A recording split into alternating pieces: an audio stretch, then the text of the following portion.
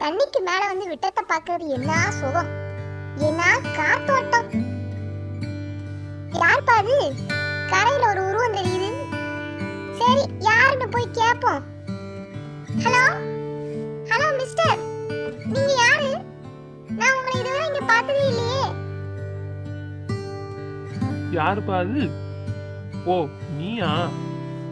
நான் இங்கதான் வந்து எப்பவும் தண்ணி குடிப்பேன். அது மட்டும் இல்ல, என் நண்பர்கள் நிறைய பேர் இங்கதான் இருக்கிறாங்க. ஓ அப்படியா? சரிங்க, உங்க பேர் என்ன? என் பேரா?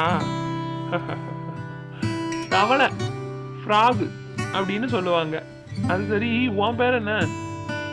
என் பேரா மீன், ஃபிஷ்னு சொல்லுவாங்க. சரி, நீங்க எங்க தங்கி இருக்கீங்க? நானா? நான் நிலத்திலயும் இருப்பேன், நீர்லயும் இருப்பேன். நீ எப்படி? நீ எங்க தங்கி இருக்க? உன்னோட இருப்பிடம் எது? நான் நீர்ல மட்டும் தான் இருப்பேன். நேத்து தான் இந்த குளத்துக்கு வந்தேன். இந்த குளத்துல நீர் ரொம்ப சுவையா இருக்கு. ஆமா ஆமாப்பா, நான் இங்கதான் வந்து தண்ணி குடிக்கிறேன். ரொம்ப சுவையா இருக்கும். அது சரி, நீ தண்ணிக்குள்ளேயே இருக்கிறேன்னு சொல்ற. நீ எப்படி உணவு சாப்பிடுவ? நீ என்ன உணவுகளை சாப்பிட்டுதான் வாழ்ந்துகிட்டு இருக்க? நான் குளத்துல கிடக்கிற பாசிகள், பூச்சிகள், ஈச்சுகள், அப்புறம் என்னை விட சின்னதா இருக்கிற மீன்களையும் நான் சாப்பிடுவேன். எனக்கும் சுவையான உணவுகளை சாப்பிடணும்னு ரொம்ப ஆசைதான். சில பேர் சொல்றாங்க நம்ம ஊர்ல பீஸா, பர்கர்னு என்னென்னமோ கிடைக்குதுன்னு. அதெல்லாம் நல்லா இருக்குமா? ஆமா ஆமா, என்கிட்டயும் என் நண்பர்கள் சொன்னாங்க. ஆனா அதெல்லாம் உடம்புக்கு கெடுதி அப்படின்னு பேசிக்கிறாங்க. அதான் எனக்கு எதுக்கு வம்புன்னு நான் அதையெல்லாம் சாப்பிடுறத விட்டுட்டு இயற்கையா கிடைக்கிறத சாப்பிட்டா போதும்னு வாழ்ந்துகிட்டு இருக்கேன். ஓ அப்படியா? இயற்கையா கிடைக்கிறதுன்னா நீங்க எதை சாப்பிடுறீங்க?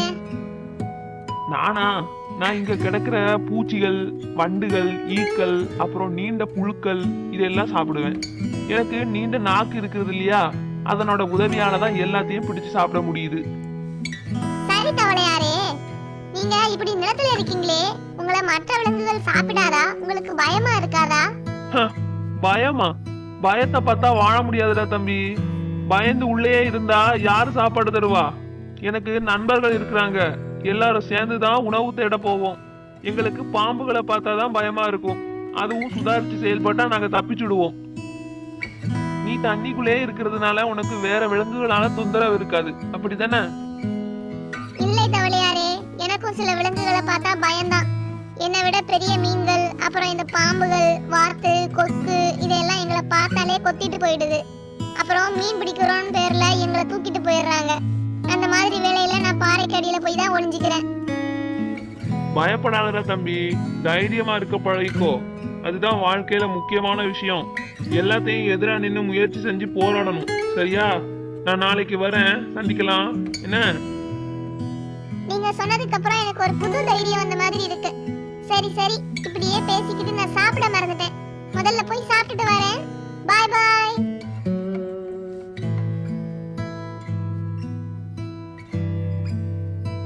ஃப்ரெண்ட்ஸ், தவளை சொன்ன அட்வைஸ் உங்களுக்கு பிடிச்சிருந்துச்சுன்னா இந்த சேனலை லைக் பண்ணுங்க, சப்ஸ்கிரைப் பண்ணுங்க.